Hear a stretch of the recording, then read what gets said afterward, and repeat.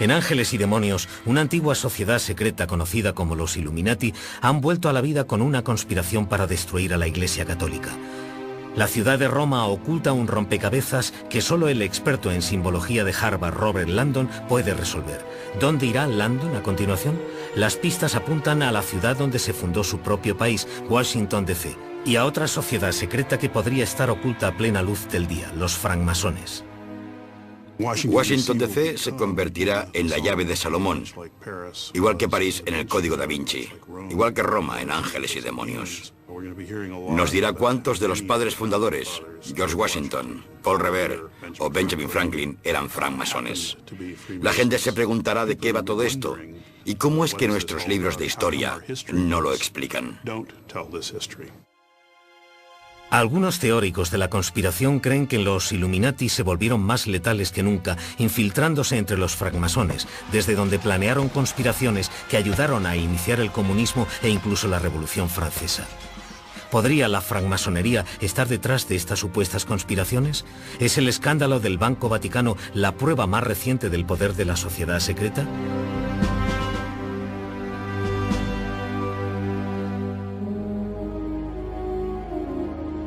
¿Tienen los francmasones suficiente poder para poner de rodillas a un gobierno?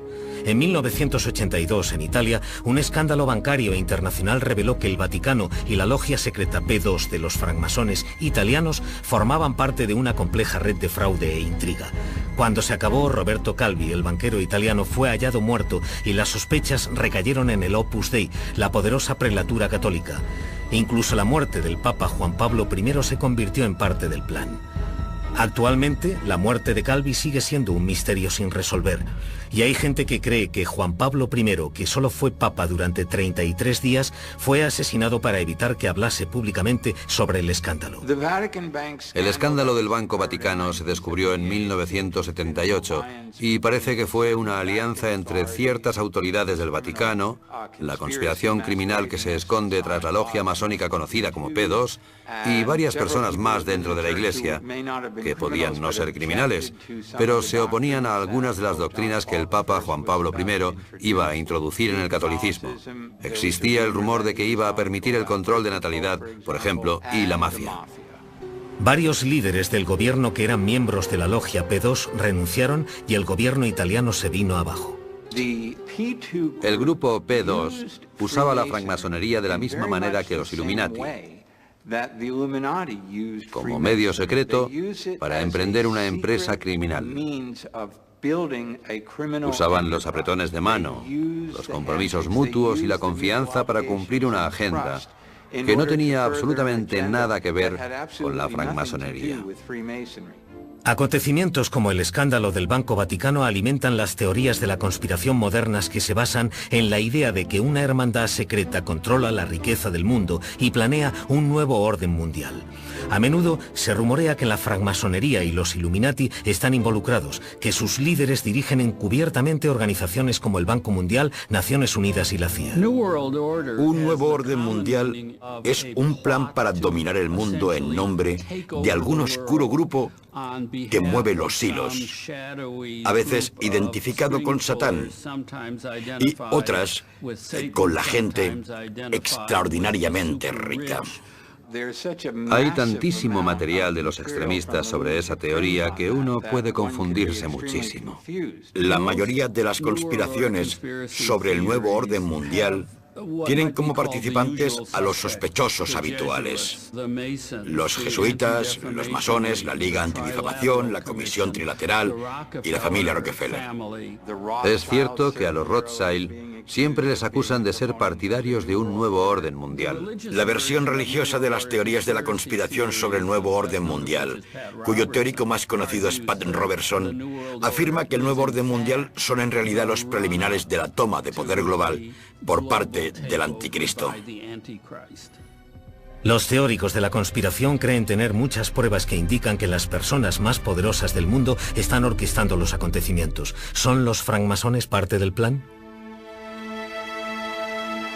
Aunque la francmasonería moderna es una de las mayores organizaciones benéficas del mundo, las teorías de la conspiración en las que supuestamente están involucrados los Illuminati y los francmasones parecen estar relacionadas con casi todos los acontecimientos del mundo, desde la Revolución Francesa hasta el llamado simbolismo escondido de la investidura de George Bush. La historia de la francmasonería, la sociedad secreta más vieja, más grande y menos entendida, es tan provocativa como cualquier libro de Dan Brown. Germinó a partir de misterios ocultos, emergió durante la Edad Media europea y después cruzó el océano para echar raíces en un mundo nuevo llamado América.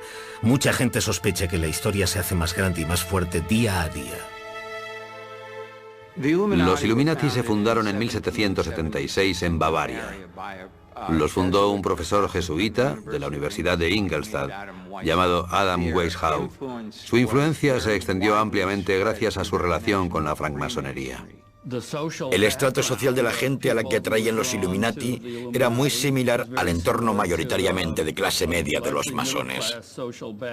Existía el deseo de mantener un cierto secretismo, porque después de todo, las ideas de liberalización política eran peligrosas, al menos a los ojos de los gobiernos absolutistas. Aunque los Illuminati de Weishaupt duraron menos de una década antes de ser barridos por la Iglesia, la francmasonería se convirtió en un vehículo clandestino ideal para su supervivencia. Los masones, bien establecidos a finales del siglo XVIII, tenían logias en toda Europa. Los miembros eran prominentes ciudadanos de la comunidad. La naturaleza de sociedad secreta de los dos grupos y sus relaciones dieron lugar a el mito de los Illuminati, que dice que continúan teniendo influencia en los acontecimientos mundiales. Lo irritante del mito de los Illuminati, a diferencia de la realidad de los Illuminati, es que se presenta como una clave para entender la historia, cuando en realidad no sirve para eso. La francmasonería ha estado unida a muchas de estas conspiraciones porque la sociedad no tiene una estructura centralizada. Cada logia es independiente. Los únicos rasgos comunes entre ellas son la tradición y los rituales. En la masonería no hay un organismo central que determine las leyes de cada logia, cada país y cada situación. Así que ese tipo de subversivos pueden entrar y captar la atención de los individuos sin que haya una autoridad central que diga, no, estáis violando la doctrina. En la época de mayor popularidad de los francmasones en Europa durante el siglo XVIII, a la sociedad elegante le fascinaba la idea de recuperar la sabiduría secreta de los antiguos maestros, como los egipcios. Había pocas otras sectas a las que se codiciara tanto pertenecer como a los francmasones. Para pensar correctamente en la francmasonería, hay que remontarse al antiguo Egipto. Había grupos de gente que eran picapedreros y constructores de pirámides. Sus conocimientos eran increíbles y eran unos conocimientos secretos. Eran como un poderoso conjunto de secretos comerciales. Imaginen el poder que daba la comprensión de la geometría en una sociedad de hace 7000 años. No es extraño que hace 7000 años se mezclara ese conocimiento secreto con creencias religiosas, magia, alquimia y toda clase de fuerzas. Muchos francmasones apoyaban la filosofía de la independencia de la Ilustración que se extendía por toda Europa en el siglo XVII y tenían muchas razones para proteger sus secretos. Pensemos en ello. Hablamos de países europeos en los que había monarquías absolutistas e iglesias absolutistas, y donde cualquiera que discrepara podía perder la vida. Y los francmasones empezaron a unirse y a tener ideas nuevas, a preguntarse por qué una persona podía reclamar el derecho divino de gobernar de manera absolutista, o por qué había gente que podía afirmar que era la única poseedora de la verdad. Así que tenían que ser discretos porque se metían en cosas que podían costarles la vida. Como organización, la francmasonería se originó entre los picapedreros medievales que tallaban las grandes catedrales. Como trabajaban en enormes proyectos que se tardaba años en completar, formaban logias que servían como lugares de alojamiento y protección mutua. Cuando la construcción de catedrales empezó a decaer, se admitieron hombres que no eran picapedreros en las logias. Se convirtieron en clubes sociales de élite. A la gente se le ofrecía la oportunidad de entrar a una especie de grupo misterioso y mítico. Podían hablar de ideas de las que públicamente no les estaba permitido hablar, o no se les animaba a hacerlo, con gente que había prometido proteger su intimidad y guardarles del peligro. Cuando francmasones más especulativos se unieron a sus filas, conservaron todas las creencias ocultas del grupo, que tenían un significado manifiesto para los no iniciados, pero otro significado secreto para los que habían avanzado más. Los francmasones estaban dispuestos a morir por sus creencias. ¿Qué era ese conocimiento peligroso y secreto?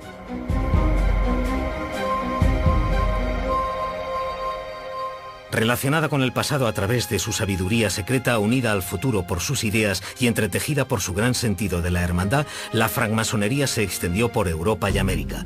La primera gran logia oficial de Inglaterra se formó en 1717 y en 1730 se estableció la primera logia en las colonias americanas. La cantidad de francmasones ha crecido con el país y vivió su máximo apogeo en los años 60, con más de 4 millones de miembros en Estados Unidos. Actualmente sigue siendo parte del tejido de la sociedad estadounidense. ¿Qué hace a esta sociedad secreta tan atractiva? La francmasonería es en realidad una fraternidad y se basa en el individuo. Creo que ya se ve en las cosas que defienden el concepto de libertad, libertad de pensamiento, de religión, de asociación, la libertad del individuo. Y usas eso para construir una familia mejor, una comunidad mejor, un mundo mejor en el que vivir. Un francmasón puede viajar a cualquier lugar del mundo y no sentirse extranjero. La fraternidad le recibe con los brazos abiertos. Hay masones que llegan de otros países que están literalmente en guerra y aún así se conocen como iguales. Hay un gran nivel de confianza entre ellos cuando se conocen en las logias, porque todos son hermanos y saben que cada uno de ellos ha vivido una experiencia similar. La francmasonería ha cambiado muy poco sus tradiciones centrales originales. Muchas de ellas se basaban en leyendas sobre el conocimiento secreto de los picapedreros que construyeron el templo del rey Salomón en Jerusalén en el año 850 a.C. Simples herramientas como la escuadra, el compás y el nivel ilustran verdades universales y sirven de símbolos morales. En la masonería, la razón por la cual el templo es tan importante es porque se considera el primer templo erigido al Dios monoteísta de las tradiciones judeocristiana e islámica. Así que en la masonería se habla de construir tu templo dentro de ti para convertirte en una persona única. Se habla de coger el diamante, que es la parte divina de uno mismo, y está enterrado dentro, de tallarlo y al hacerlo, de salir a construir un mundo mejor. Un masón está obligado por juramento a construir su vida y su carácter con el celo y la precisión que los picapedreros usaron para construir el templo de Salomón. El juramento de los francmasones consiste básicamente en guardar los secretos de la sociedad. Y los extraños lo critican porque observa violentos castigos para la desobediencia o la revelación de los secretos. Que te abran la garganta o te corten la cabeza son de esas cosas que probablemente no ocurrieron nunca, o si lo hicieron, fueron muy poco comunes. Evidentemente, si la sacamos de contexto y observamos el siglo XVII, pensamos, Dios mío, ¿qué es eso? Son todas alegorías. Los masones no invitan a los hombres a unirse, hay que solicitar el ingreso, y eso se hace a través de un amigo que ya es masón. El candidato se evalúa por sus méritos personales, no por su afiliación política o religiosa. Tienes tus propias creencias. La francmasonería nunca interferirá con tu religión o con la lealtad que le debes a tu país. Esto es muy importante. Nunca interferirá con tus ideas políticas.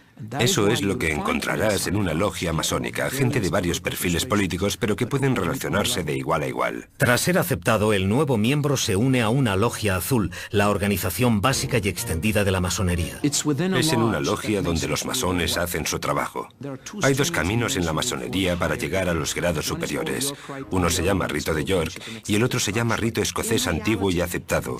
En realidad, estos grados, aunque son números más altos, solo hacen una cosa: profundizar en el conocimiento y la disección de los 3 primeros grados. En la logia azul, un masón puede adquirir 3 grados: aprendiz, compañero y maestro. En el grado de aprendiz, el candidato pasa por una ceremonia ritual que está diseñada para hacer que se dé cuenta de que está empezando una nueva vida, recorriendo un nuevo camino. y el aprendiz se centra en sí mismo para empezar a profundizar en sí mismo y conocerse a sí mismo. El segundo grado, el compañero, es mucho más intelectual. Exhorta al masón a buscar el conocimiento en las artes y las ciencias. Es muy importante porque es lo que construye la mente y te da las herramientas para salir y cambiar las cosas en el mundo como francmasón. El tercer y último grado de la masonería enseña que un masón nunca podrá dominar la vida hasta que haya dominado la muerte. El candidato se somete a una ceremonia simbólica de muerte y renacimiento basada en la leyenda de Hiram Abiff, el maestro arquitecto del Templo de Salomón. El primer masón fue Abiff. También fue el primer mártir.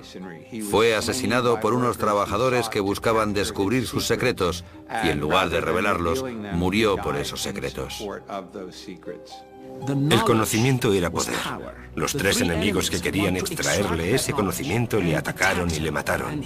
Eso forma parte de la ceremonia para recordarle al maestro masón que en realidad la tiranía, el fanatismo y la ignorancia son tres enemigos que están ahí afuera y que siempre intentan sacar el verdadero conocimiento y alejarlo de la gente para mantenerles dominados. En la ceremonia del tercer grado, el candidato simula el asesinato de Hiram Abiff. Con la carne pudriéndose en sus huesos, el maestro masón debe usar un apretón de manos llamado la garra del león. Se levanta al candidato o se le resucita. De la mano de un hermano de confianza, el candidato es elevado a un mayor nivel de comprensión espiritual. Y con la fuerza ganada, se convierte en un hombre mejor.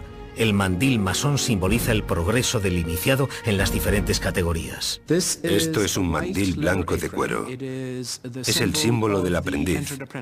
Es blanco como símbolo de inocencia. Y en el mundo civilizado, allá donde existe la masonería, este es el mandil de los iniciados. La leyenda de Hiram Abiff transmitió el marco de trabajo para el propósito simbólico de la hermandad. En la masonería usamos símbolos que tienen que ver con el concepto de la construcción. Y los símbolos son muy importantes. ¿Por qué? Porque un símbolo es algo que se puede interpretar de muchas maneras. Uno de los símbolos masónicos más importantes es el compás, que refleja al individuo y su sentido de los límites y la proporción. El tamaño de los compases, lo grande que es el círculo, depende de ti mismo. La idea es que nunca deberías ir más allá del círculo. Debes mantener tus deseos y tus pasiones en los límites debidos. Otro es la escuadra, un símbolo de virtud. Muchas expresiones conocidas vienen de este símbolo. En inglés hay expresiones como estar en la escuadra, que significa ser de fiar, o si alguien hace algo que no está bien, se dice que corta las esquinas, que no las cuadra. Otros símbolos incluyen la plomada, que significa rectitud moral, y el nivel, que significa tratar a todas las personas como iguales. En la masonería de todo el mundo decimos que nos conocemos en el nivel, actuamos según la plomada y nos despedimos con la escuadra. Para los francmasones, la logia es un lugar de reunión sagrado lleno de símbolos alegóricos y de significado. Automáticamente encontrarán cosas que no se encuentran en otros lugares. Encontrarán dos columnas y notarán que encima de una de ellas está el globo terrestre y encima de la otra el globo celestial. Es para recordar a las personas que vivimos constantemente en esta dualidad entre el cielo y la tierra y que la sabiduría es la capacidad de poner a ambos en un estado de equilibrio, abajo y arriba, arriba y abajo. También encontrarán un suelo a cuadros que refleja la oscuridad y la luz. Y es que en la vida, una persona pasa constantemente por periodos oscuros y claros. Esa es la naturaleza del mundo en el que vivimos. Para los francmasones, los símbolos y alegorías del oficio se relacionan con la construcción de un ser humano mejor para la sociedad. Pero ¿por qué tantos teóricos de la conspiración creen que tienen implicaciones más siniestras? La exclusividad de los francmasones y su abundancia de símbolos y ceremonias secretas son algunas de las nociones usadas en las teorías de la conspiración modernas. La francmasonería ha sido acusada de ser la fuerza que había detrás del comunismo, detrás de la Gran Depresión, detrás de las guerras mundiales, detrás de Naciones Unidas y detrás de la aparición de símbolos masónicos en los billetes de dólar. ¿Planean los francmasones hacerse con el mundo tras las puertas cerradas de la logia? Para los teóricos de la conspiración, los acontecimientos mundiales son un plan de los agentes del poder global. Tanto la francmasonería como los difuntos Illuminati han sido acusados de servir como conductos para fuerzas oscuras que el resto de nosotros solo podemos imaginar. La gente hace estas acusaciones porque creo que no entienden el propósito de una sociedad secreta. Es como un grupo de interés especial. Es como un grupo de gente que habla de aeromodelismo. Una de las condiciones para unirse a ese grupo es un interés por el aeromodelismo. ¿Por qué tendría que haber un bibliófilo en ese grupo? La idea de que las cosas ocurren en secreto, de que hay que hacer juramentos, de que quizás haya agendas ocultas manipuladas, asusta a la gente. Los masones están ahí afuera planeando hacerse con el mundo, sociedades secretas o lo que sea. Sinceramente, todo es una tontería. Las asociaciones negativas que se le han hecho a la francmasonería las crearon sin querer los escritos de Albert Pike, uno de los masones estadounidenses de más influencia.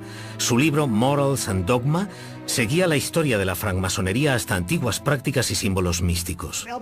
Albert Pike se suele considerar el gran portavoz de la francmasonería estadounidense.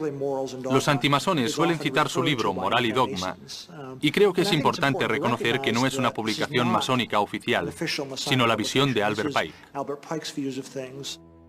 Pike escribía en una época en que la francmasonería estaba arraigada en la sociedad estadounidense. Algunos teóricos de la conspiración querrían que creyéramos que la mismísima fundación de Estados Unidos fue parte de la conspiración francmasónica. ¿Podrían estar en lo cierto? Muchos de los primeros héroes estadounidenses como Paul Revere, Benjamin Franklin y George Washington eran francmasones. Es sorprendente que los teóricos de la conspiración crean que la formación de Estados Unidos fue un plan francmasónico. Señalan el billete de $1 como prueba. El billete de dólar, tal y como existe en la actualidad, tiene en el reverso un símbolo considerado masónico. Es una pirámide inacabada y en lo más alto está el ojo que todo lo ve, que simboliza el ojo que todo lo ve de Dios, una providencia para la nación. Esto se considera generalmente un símbolo masónico. De hecho, más o menos en el año 1800, casi cualquier estadounidense lo hubiese considerado un símbolo masónico. La primera vez que el ojo que todo lo ve apareció en público fue en el billete de dólar en 1935. Henry Wallace, un francmasón, se lo sugirió a Franklin Roosevelt, otro francmasón, y acabó por añadirse al billete de dólar. El término que hay bajo el ojo que todo lo ve se traduce como un nuevo orden de los siglos que encaja con la creencia de los padres fundadores de que construían un modelo para el resto del mundo. Mucha gente preocupada por los valores originales sobre los que se fundó Estados Unidos pensó que, poniendo ese sello en el billete, Roosevelt estaba proclamando una especie de nuevo orden de los siglos, una forma de socialismo que evolucionaría hacia el comunismo y de un modo u otro establecería ese estado totalitario que ellos y muchos otros temían. Los estadounidenses creaban una nueva clase de sociedad, un nuevo tipo de gobierno que idealmente debía durar durante siglos y ser un modelo para el resto del mundo. Así que en ese sentido la masonería se habría visto a sí misma como parte de ese esfuerzo. Si miramos la pirámide, bajo ella se lee Novus Ordo Seclorum, que en latín significa nuevo orden de los siglos. Pero no es una conspiración, no es una toma del poder mundial. Lo que significa es que los fundadores estaban estableciendo un nuevo orden. El nuevo orden se basaba en 3 pilares: libertad individual, gobierno del pueblo y gobierno de la ley. Y eligieron una pirámide para afirmar que construir ese nuevo orden que actualmente llamamos democracia era algo muy difícil. Muchos afirman que el ojo que todo lo ve indica que Estados Unidos se creó a partir de una relación con Dios. Realmente es para subrayar y hacer hincapié en la libertad de conciencia. Si eres judío, cristiano, musulmán o monoteísta, puedes interpretarlo como el Dios que todo lo ve, omnipotente, omnipresente. Si eres budista, podría ser la fuente de luz interior. Podría ser el tercer ojo de la sabiduría. Se puede interpretar de la manera que se quiera. Nos recuerda quiénes somos como nación, cuál es nuestro objetivo y qué protecciones se consagran en nuestras leyes. Para los teóricos de la conspiración, el billete de dólar es la intervención de los francmasones en el diseño de la nueva América. La copia del plano de Washington, D.C. es otra prueba más. No hay absolutamente ninguna otra capital en el mundo que fuese diseñada como Washington, D.C. Se diseñó sobre un mapa con una intención, que reflejase a través del simbolismo los ideales y principios del gran experimento estadounidense y lo que los padres fundadores tenían en mente. George Washington insistió en que el distrito se construyera en forma de escuadra. ¿Podría esta forma ser un símbolo? En la masonería, la escuadra es un símbolo muy poderoso. Es un símbolo de virtud y sabiduría. Y la idea era que esta nueva forma de gobierno, este nuevo orden, iba a funcionar como la escuadra. Transparencia y franqueza, y la gente sabría cómo se tomaban las decisiones. De hecho, las piedras angulares del distrito se pusieron en ceremonias masónicas. El Capitolio estadounidense tiene una piedra angular masónica. La Casa Blanca también tiene una piedra angular masónica. Y el monumento de Washington tiene una relación aún más estrecha con la masonería. La ciudad se dividió en 4 cuadrantes: noroeste, nordeste, sudoeste, sudeste. En el centro está el Capitolio. Las calles están numeradas y ordenadas alfabéticamente, de una manera científica, y es una forma de diseñar la ciudad. Y eso también enviaba otro importante mensaje, que era que el nuevo orden no iba a basarse en la religión para gobernar los asuntos del mundo como en la antigüedad. Este nuevo orden se basaría en la razón y el método científico. Hay gente que ha visto en el diseño geográfico de Washington una especie de código masónico. Y es verdad que los edificios de Washington a menudo se inauguraban con ceremonias masónicas. Pero el entorno de Washington, D.C. está creado más bien como la representación simbólica del gobierno. El centro es la colina del Capitolio, el Capitolio de Estados Unidos, y todo irradia de allí. Así que el simbolismo de Washington no me parece un simbolismo masónico oculto. Algunos masones creen que se tardaron deliberadamente 7 años en construir el edificio original del Capitolio y otros edificios clave. También el Tribunal Supremo o el monumento conmemorativo de Lincoln, 7 años. Eso podría ser pura coincidencia. Pero el número 7 es esencial en la masonería porque el templo del rey Salomón, según la Biblia, se construyó en 7 años. El único masón conocido e involucrado en el diseño de la ciudad fue George Washington. Pero un no masón, Thomas Jefferson, estuvo a cargo del proyecto. Muchos teóricos de la conspiración ven una red de suministro para las fuerzas oscuras incluidas en el diseño de la ciudad. Algunas de las teorías de los teóricos de la conspiración dicen que hay símbolos ocultos para el diablo o lo que sea, que son satánicos. Son todo tonterías. La colocación espacial de monumentos es una manera de hacer accesibles las fuentes de poder virtualmente supernatural. Y eso me parece una fantasía. Y también una proposición completamente ridícula. Un ejemplo de simbolismo francmasónico es el monumento a Washington diseñado por el arquitecto Robert Mills como homenaje al primer presidente. El obelisco es un rayo de luz. Representa el concepto de la diversidad de los 7 colores del espectro dentro de la unidad de la luz. Y George Washington juntó 13 colonias diferentes para formar los Estados Unidos. Y por eso el arquitecto Robert Mills, que era francmasón, quería no solo honrar a George Washington con el obelisco, sino también inmortalizar la máxima de nuestro país. Et pluribus unum, de muchos uno. La relación de los padres fundadores con la francmasonería fue fuente de muchas teorías de la conspiración. ¿Hay más simbolismo masónico en Washington del que se ve a simple vista? La francmasonería llegó a América con las ideas de la Ilustración europea. Con la primera logia establecida en las colonias en 1730, los francmasones atrajeron a prominentes figuras de la Ilustración americana. Trajo todas esas ideas que son básicas en la Ilustración, en las que el gobierno no vigila, para asegurarse de que la gente no se destruye y se moleste entre ellas. La Ilustración decía que la gente podía llevarse bien. Los valores masónicos son básicamente los valores de la Ilustración.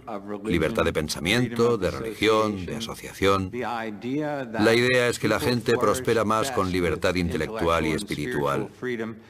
Esto ayuda a explicar el crecimiento de la masonería y la Ilustración al mismo tiempo. Los valores de la Ilustración se expresaron en multitud de folletos. John Locke y Thomas Paine argumentaron que la gente tenía la capacidad inherente de gobernarse a sí misma. En un mundo gobernado por monarcas absolutistas, eran ideas revolucionarias. La francmasonería dio a los colonos su primera oportunidad de ejercer el autogobierno. La gente podía comentar abiertamente ideas prohibidas en la sociedad. Había una igualdad en la logia que permitía que cada persona se convirtiera en un líder, además de ser un miembro. Había una sensación general de tolerancia, de hermandad universal, de todos los valores tan deseados por la gente de la Ilustración. La francmasonería evitaba cualquier relación religiosa y daba la bienvenida a cualquiera que creyera en un ser superior. La gente que sentía que la divinidad era muy real, que había un Dios creador, pero quizás había dado un paso atrás y dejaba las cosas pasar como iban a pasar, con una actitud de no intervención, podía expresar y construir su fe en las logias masónicas. El período colonial no era un buen momento para las religiones organizadas. De los 4 millones de personas que vivían en Estados Unidos en 1790, menos de un 10% pertenecía a una congregación. De algún modo, la gente ha hablado sobre la masonería como si fuera una especie de sucedáneo de religión. Y creo que hay parte de verdad, ya que las iglesias estadounidenses se están alejando de los rituales. Se alejan de las estructuras que dieron forma al cristianismo durante siglos y siglos. Los francmasones coloniales tenían muy poco interés en los elementos místicos de la francmasonería. Estaban más interesados en la posición social que transmitía. A mediados del siglo XVIII, ser miembro de los francmasones se había ido identificando con ser una persona influyente en el nuevo país. Muchos de los líderes clave de la revolución eran masones. Benjamin Franklin, quizás el diplomático clave en la Revolución Americana, era masón. George Washington, que simboliza como nadie la Revolución Americana, también era masón. Paul Revere, el famoso platero de Boston que montó a caballo para avisar a la gente de que las tropas británicas se acercaban a Lexington y Concord, se convertía en el gran maestro de Massachusetts. La noche de su famosa cabalgata, Paul Revere fue capturado por los británicos. El capitán británico resultó ser masón. Paul Revere era masón y el capitán británico le dejó marchar tras haberse identificado como masones mediante el uso de ciertas palabras. En la historia estadounidense hay estos increíbles incidentes de los que actualmente sabemos muy poco. La guerra inminente creó conflictos de lealtades, ya que muchos masones apoyaban la monarquía y se unieron a las fuerzas británicas, y muchos miembros de la logia eran hombres que dirigían la revolución y después la nación. Hay historias que dicen que todos los firmantes de la Declaración de Independencia eran masones y que todos los generales del ejército continental eran masones. No es cierto. Pero sí lo es que los masones estaban muy concentrados en esos grupos. Para muchos americanos desgarrados por la guerra, la francmasonería era la única fraternidad donde los hombres podían reunirse a pesar de sus diferencias políticas. Había logias en el ejército de los patriotas y en el ejército británico. Pero en cierto sentido, la masonería cruza las líneas enemigas. Hay un caso en el que un general americano descubrió el material de una logia británica y se lo devolvió en lugar de quedárselo. Y dijo que eran enemigos en algunas cosas, pero que seguían siendo hermanos. De los 5 americanos llamados padres fundadores, Benjamin Franklin, Edmund Randolph y George Washington eran miembros documentados de la fraternidad. Participaron en la redacción de la Declaración de Independencia y la Constitución. ¿Podría la francmasonería haber influido en esos documentos? No tengo ninguna duda de que si miramos la historia de Estados Unidos y cómo se formaron, si miramos a los padres fundadores, las piezas clave, la masonería era definitivamente parte integrante de su vida. ¿Dirían que como eran masones querían hacer esto o aquello? No. La masonería es algo que realmente se interioriza. Uno de los padres fundadores que usó su identidad de francmasón para relacionarse fue Benjamin Franklin, natural de Boston. Impresor de clase media, fue el diplomático más importante, un hombre de Estado que personalizaría los valores de la francmasonería. Franklin, de algún modo, no está tan bien como para hacer lo que hace la gente con la que se relaciona en la logia. Es un artesano en alza, alguien que está ascendiendo, pero está involucrado en un oficio que le pone en contacto con otras ideas. Y más tarde no solo se convierte en el jefe de la francmasonería de Pensilvania, sino que mientras está en Francia, durante la Revolución Americana, también se involucra con la masonería de allí. Y de hecho, Benjamin Franklin es la persona que introduce a Voltaire, uno de los grandes símbolos de la Ilustración. Le introduce a la logia francesa. El primer presidente de Estados Unidos ha sido más controvertido debido a su relación con los francmasones que cualquier otra antigua figura estadounidense. Washington se unió a la orden masónica bastante pronto. Solo tenía 20 años cuando entró. Y era muy activo, y asistía a ceremonias y actividades públicas que se organizaban alrededor del ejército continental. Ciertamente escribió acerca de los valores de la Ilustración que propugnaba la francmasonería. Y hablaba bien de la francmasonería. De hecho, les oponía a los Illuminati, a los que realmente odiaba y temía. Y trabajaba para evitar cualquier influencia que se les atribuyera a ellos en el diseño de Estados Unidos.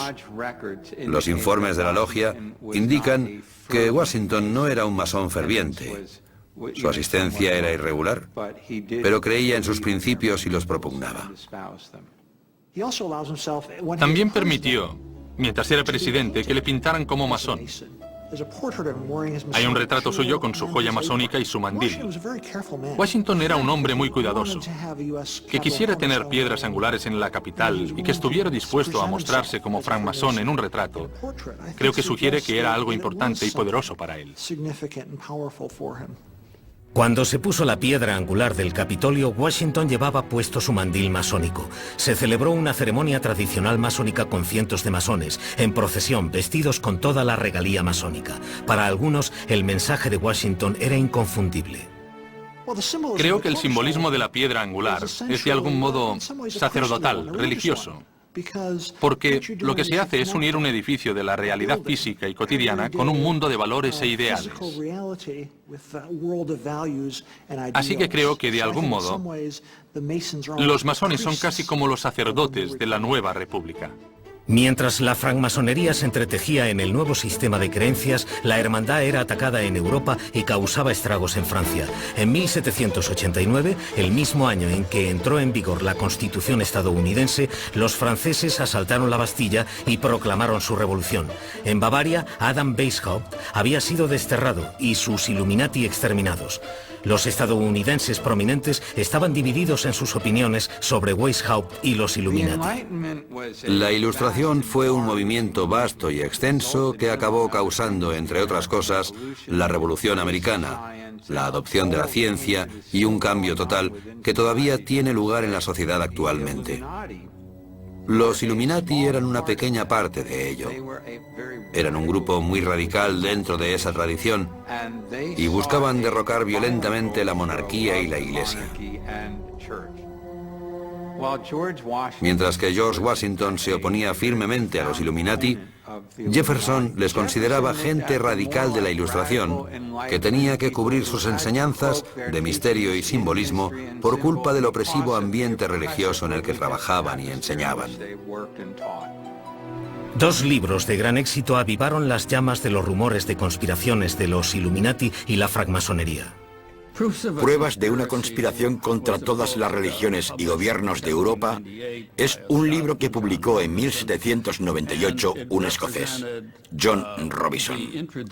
Era una introducción al mito de los Illuminati como catalizadores de la revolución en el mundo de habla inglesa. Las pruebas de una conspiración de John Robison y las memorias para servir a la historia del jacobinismo, del abad Barruel, se publicaron simultáneamente en 1798. Ninguno de ellos conocía el trabajo del otro en ese momento. Extendieron como la peste el mito de esta sociedad anticristiana y antimonárquica. La gente respondió muy bien a esta idea que decía que algo iba mal, que ocurría algo amoral o inmoral y que los valores tradicionales se estaban perdiendo o eran motivo de burla y nadie entendía cómo ocurría. Tras la Revolución Francesa, aquellos que habían apoyado la monarquía intentaron encontrar motivos para su derrota.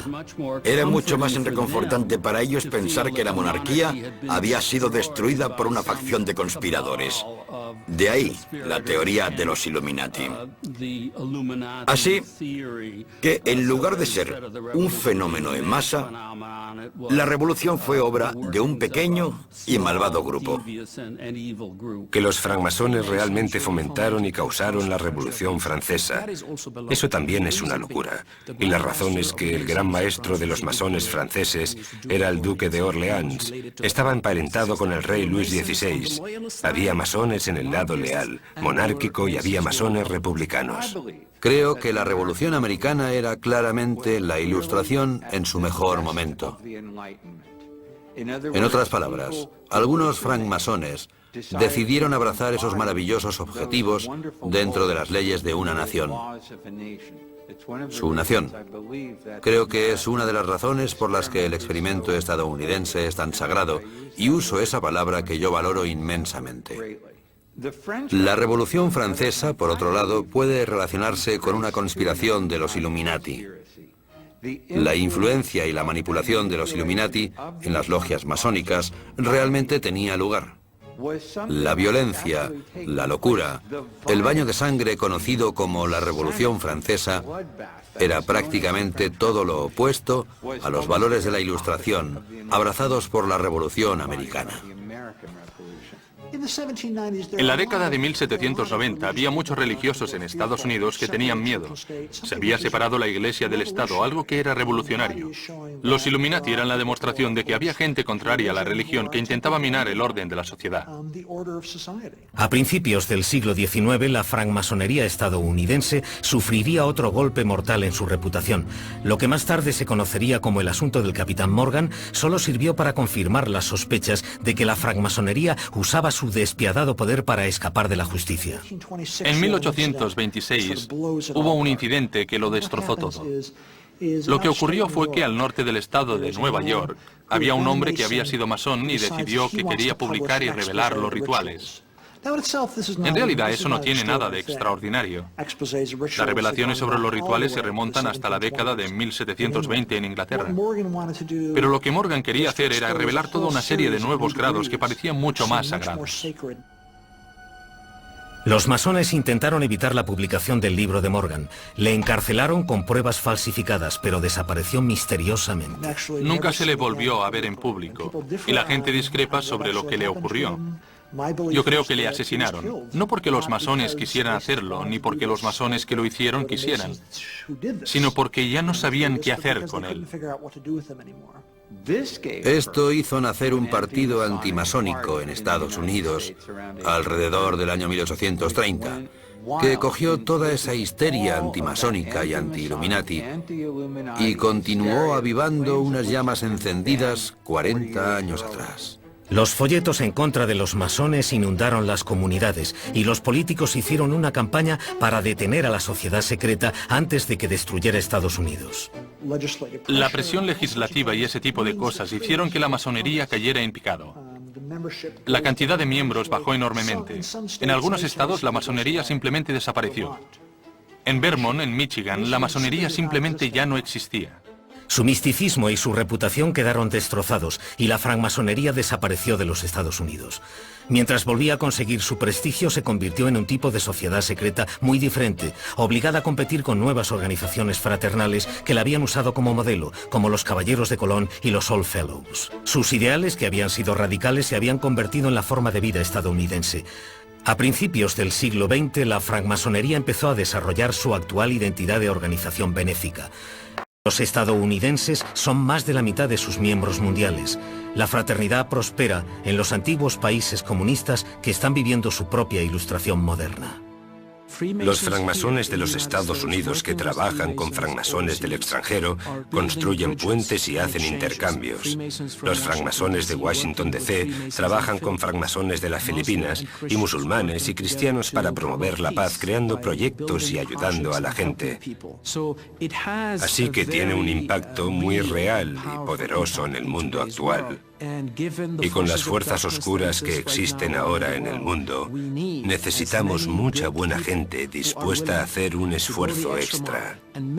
Y los masones están descubriendo su importante papel en un mundo así. La masonería es muy importante en la historia estadounidense y hay un interés continuo, porque realmente es el lugar donde la gente averigua cómo se siente respecto a su sociedad. ¿Cuál es el significado de la igualdad? ¿Cuál es el significado de la moralidad? ¿Cuál es el significado de la hermandad? De la familia entre gente que no tiene necesariamente un vínculo de sangre. Creo que la masonería consiste en averiguar estos asuntos. A pesar de la falta de nuevos miembros jóvenes, los francmasones aún conservan su atractivo místico. Si la gente quiere unirse a una organización benéfica, puede entrar en cualquier ONG. ¿Para qué necesitan ese lenguaje misterioso de uniformes secretos, saludos secretos y palabras secretas? Es porque tiene que haber un misterio central. Ese misterio central es una profunda enseñanza moral, religiosa y espiritual que yo creo que existe en la masonería. Creo que puede ofrecer eso a las próximas generaciones. Y creo que lo hará. La francmasonería reúne millones de dólares para buenas obras y cada logia lleva a cabo su trabajo en su comunidad. Normalmente tienen programas que tienen algo que ver con el crecimiento intelectual y social y el desarrollo, ideas de las cuales hablan los masones. Algunas logias están más orientadas a lo social y son más benéficas, así que se centran en lo que necesita la comunidad. Pero lo que no hay son conspiraciones. Los francmasones están orgullosos y honrados por el papel que han jugado en la fundación de los valores, en la construcción del país y en dar forma a su carácter. ¿Cómo puede un grupo de gente tan diversa, con opiniones tan diferentes, contra todo pronóstico, contra el Imperio Británico, unirse y pensar en este increíble experimento? Aún con todos sus fallos es un gran experimento. Si pudieron hacer eso, ¿qué podemos aprender de ellos? El próximo libro de Dan Brown seguro que incrementará los conocimientos y el interés por la francmasonería. Va a hacer que mucha gente conozca su historia, particularmente el periodo de los padres fundadores, y creo que a la gente le va a interesar mucho. ¿Forma la francmasonería parte de una vasta conspiración para controlar el mundo? No veo la francmasonería como una conspiración. No la veo como un plan secreto que intenta conseguir ciertos objetivos. Lo que veo es que, en cierto modo, la democracia es la mayor conspiración de todas. Porque, mediante métodos democráticos, el mundo ha cambiado de un modo increíble y el poder ha pasado de los que antiguamente eran poderosos al pueblo. Y en ese sentido, podemos ver que la visión de los francmasones se ha hecho potencialmente real a través de la práctica de la democracia.